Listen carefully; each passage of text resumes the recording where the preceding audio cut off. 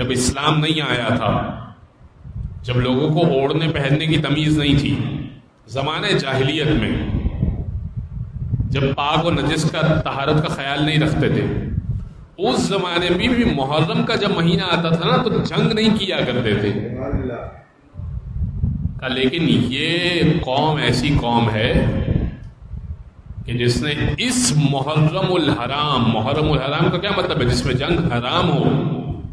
اس مہینے میں جنگ حرام ہے. محرم الحرام میں 4 مہینے ایسے ہیں جس میں جنگ حرام ہے: رجب، ذی القعدہ، ذی الحج، محرم. یہ 3 لائن سے. اور رجب 4 مہینے ایسے ہیں جس میں جنگ حرام ہے.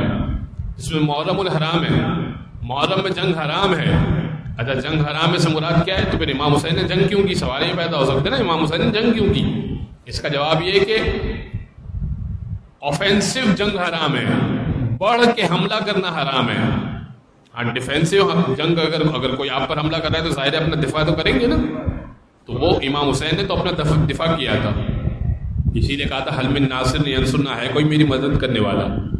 حل من ذابن یذب عن حرم رسول اللہ، ہے کوئی جو ان بی زادیوں کا پردے کی حفاظت کر سکے؟ ریان بن شبیب سے کہا جب زمانہ جاہلیت تھا نا تب بھی لوگ محرم الحرام کا احترام کرتے تھے، مگر یہ قوم وہ ہے کہ جس نے اس محرم الحرام کا احترام نہیں کیا.